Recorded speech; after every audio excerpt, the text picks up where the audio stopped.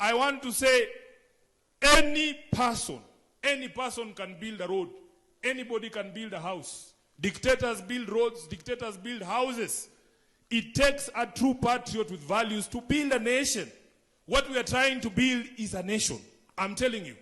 Mtu ambaye anaheshimu demokrasia bado anaweza kujenga barabara. Mtu ambaye haui vijana bado anaweza kujenga barabara. Kwa nini mna insist huyu mtu ambaye anaua watu aendelee? Sifuna is saying something very profound. Na sijui kama watu wanaelewa vile Sifuna anasema.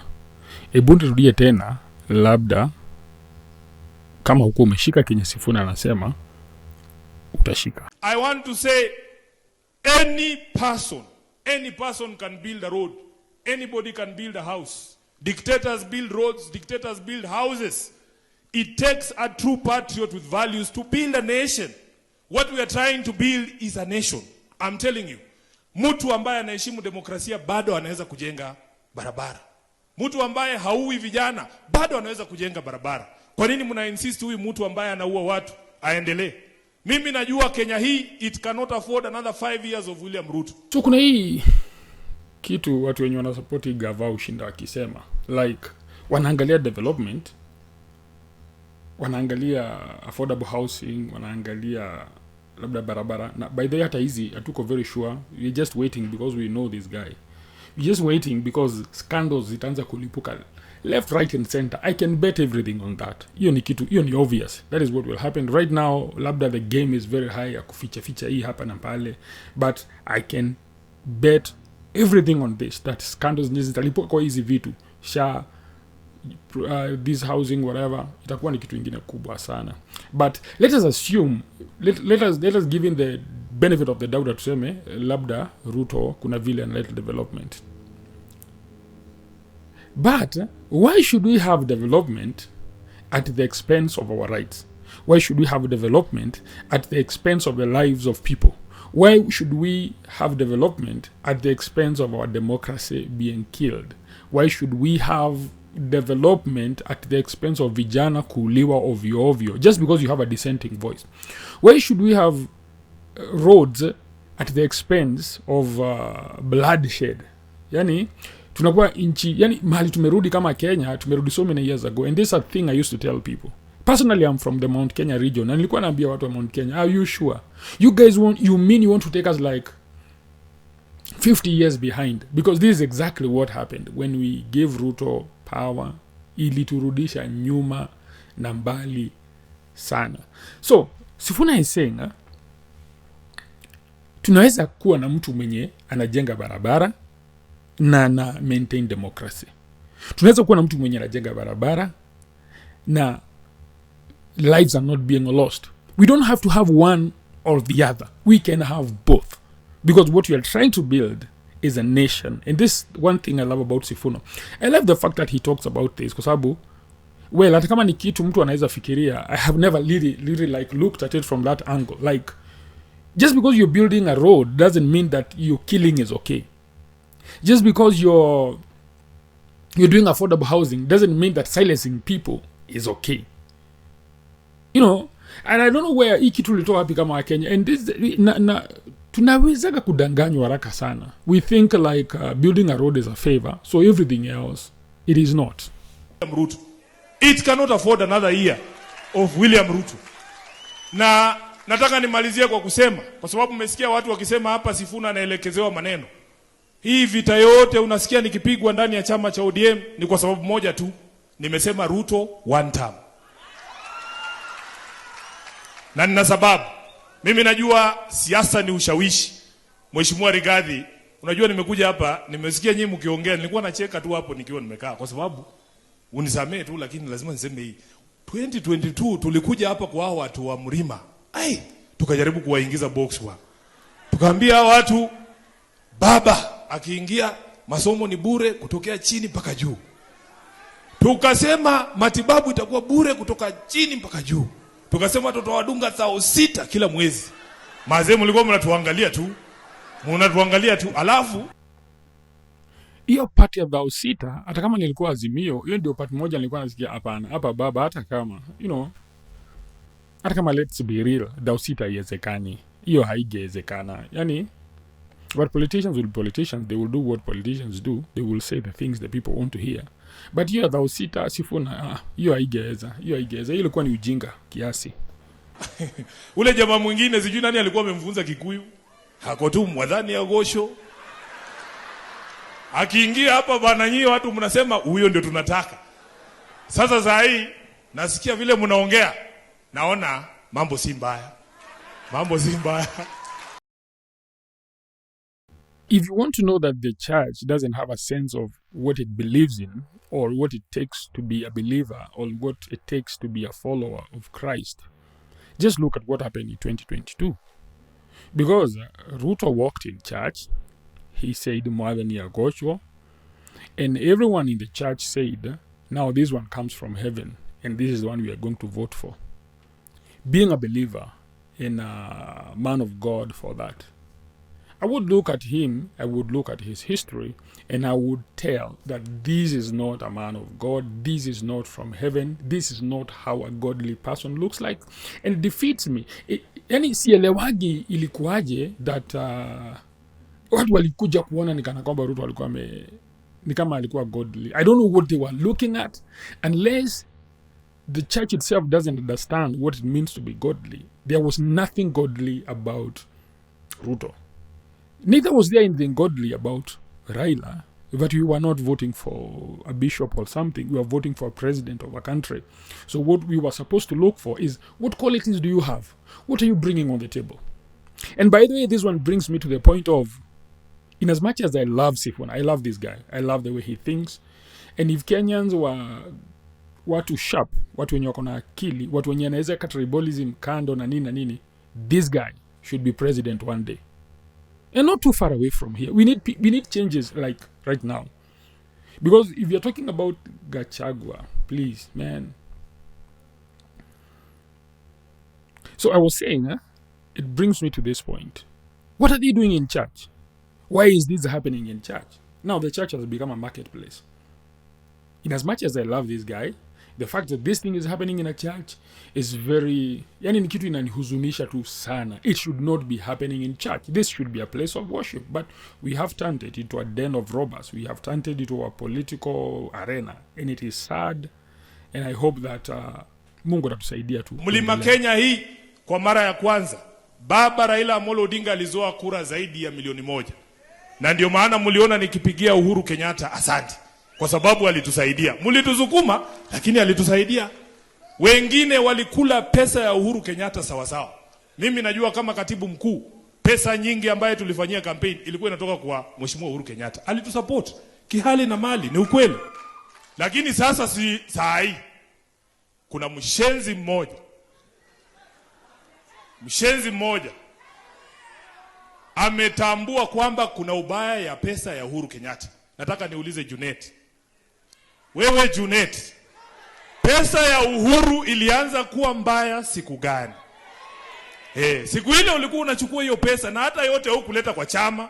Ingine ulikula peke yako na mabibi yako.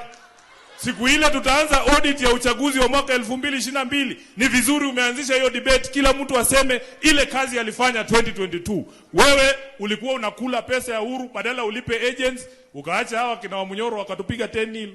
Saa hii tunalia huko nje. Kama sio wewe Junet, tungekuwa kwa serikali. So mimi huwezi nitisha bwana. Hawezi kunitisha.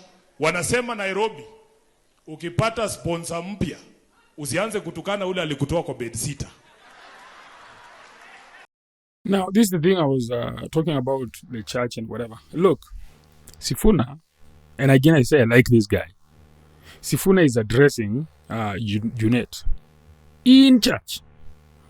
So the pulpit has become the place of mudslinging. Everyone who wants to throw mud, every politician who wants to throw mud at theater will use the church's pulpit to throw that mud. Sifuna is not, whoever, Junet Mohammed is not here. He's not among the congregation. But look, Sifuna is addressing him from here. We saw the other day, ule mama wanauku Kiambu, Wathika, akileta goons kwa church, akirokota wanawake na huko wanafunga kitambaya church fulani. In as much as you want to blame the woman rep, or the MP, whatever, angalia, bora church ilikuwa imewa invite. we have the church to blame for all of this, you know. Yeah, wacha tuendelee kusikia vile Sifuna anasema kwa sababu I like the guy, but the church is really So mimi nataka nikamilie hapo. Niwaambie Mheshimiwa Gachagua, hakuna mtu ambaye ana uwezo ya kunifukuza ndani ya chama cha ODM. Wewe tulia tu. Sisi Waluya tunasema mkienda kuwinda mnyama ambaye amekuwa akikula kondoo, anakula kuku yako, amuendi wote kwa laini moja namna hii. Sijui kama mnanielewa? Mnanielewa? Wewe ingilia hii pande, akifikiria ni wewe, anasikia amepigwa mshale ya kifua. Anasikia mwingine amemshika shingo, mwingine amemshika mguu, kidogo kidogo fisi wapi? Chini. Kwa hivyo mimi nataka mkae ngangari. Sisi ndani ya ODM tunaamini kile kitu baba alituambia. Hakuna siku baba alituambia tuunge mkono William Ruto 2027. is warming up for Mount Kenya. And something will happen. ODM will crack. Sifuna will walk out of ODM. And Sifuna needs the backing of Mount Kenya people to win the Nairobi seat. And he will win it. Because he will carry with him the lawyers. He will carry with him the Kikuyus. And he will carry with him every other disgruntled person in the city who feels like William Ruto is not the guy. So there is no way Sifuna will lose this game. Na Sifuna ajipanga. Na ODM kucrack nayo hiyo nayo ni obvious, lazima. Nimeona video fulani ya kale kakijana kanajitaga nani? Kasmuel. Kakiambia Sifuna that ODM doesn't need Sifuna and that Sifuna needs ODM more than ODM needs him. But huyo jamaa kwa usingizi mwingine, sijui ni usingizi ina gani. Sifuna doesn't need ODM one single bit, but ODM needs Sifuna. It's like almost its life depends on him. Now I see Sifuna taking over as the kingpin of the Western region. I think he's taking over. Akina Mudavadi Wetangula, how wanaenda kukua irrelevant.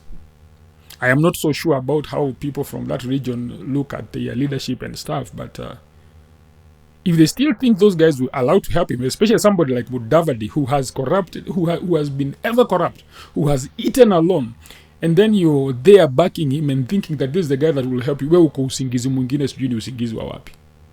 So, but the sad part, now niingie kwa sad part. Sasa hapa, in this meeting, Gachagua is present. So, Sifuna ako in the same meeting na Gachagua. I love Sifuna. I want to say again, I am from Mount Kenya. But I don't think Gachagua is a good person. I don't think. And this is where politics becomes dirty. Because now, you know, for some reason, this guy feels, you know, you have to make some compromises with some dirt, with some bad politics, because you're going somewhere. And I just wish this was not true. But, you know, it is what it is. And saa zingine unakuta mtu kama Sifuna anakuwa forced kuwork na mtu kama Gachagua, hata kama Gachagua is not a clean person. I think Gachagua would be worse than Ruto. And I just wish that whoever takes power, if that happens with the united opposition, will be somebody who has ethics, somebody who will not be afraid to face Gachagua irrespective of the repercussions. And I just wish that we have somebody who helps Kenya get out of these, ni kama mahali tulishikwa na these corrupt people, na ni kama hatujitoagi. I wish there was somebody who would cut ties with these guys and say, I will stand alone even if I'm hated. Mimi nitafight mpaka Kenya ikuwe liberated. I don't have much hopes in that, but I would love to see the presidency of this guy. Hakuna. Na kwa sababu watu wamekuwa wakisema ile vitu baba aliwaambia. Hii mwaka hata mimi nataka kusema ile vitu baba aliniambia. Baba aliniambia Kasongo 2027 home. Asante sana, Mungu awabariki. Is not around. Everybody is talking about what Baba told them, especially the people that want to eat with Ruto. I was not a very keen follower of Baba, especially in his last days, because I was really disappointed in him. Maybe he had his reasons why he joined government, but he really disappointed me. I was among the over 1 million people who Sifuna anaongelelea wa Central Region ama Mount Kenya region wenye tulichagua Baba. and because we felt like he was the most sane candidate then. And personally, I have followed and loved Baba since 2007. Now, Baba could join Ruto. To me, that was betrayal beyond anything else. He has been in other governments, but joining Ruto to me felt like betrayal of the highest order. You know, I understand that probably Baba said, "You guys never voted for me. I can as well eat." But the one thing I know that I never heard Baba talk about supporting Ruto post 2027. I knew he talked about supporting him in this government. I never heard him say. So I kind of believe what Sifuna is saying. Asemi hata na yeye aliyedua na Baba. And they used to be kind of tight. I think Sifuna and Baba were tight. I don't know. But they looked like they were tight. And it was only because of Baba that Sifuna was not receiving the kind of fire he is receiving right now. Now that Baba is no longer here, Sifuna is receiving firepower. So now, wacha tuangalie vile hiki ita play out, but the way things look, Sifuna is going to somehow get out of ODM. Maybe he'll be driven out, maybe he will drive himself out, but being driven out will give him more leverage. Hiyo ndio inapatia advantage kubwa. Let us see how this thing works out. Na kama unafurahishwa na hii kind of content, follow, subscribe, like and share. Unaweza ambia wengine kuihusu na tutaendelea kufanya hii kitu.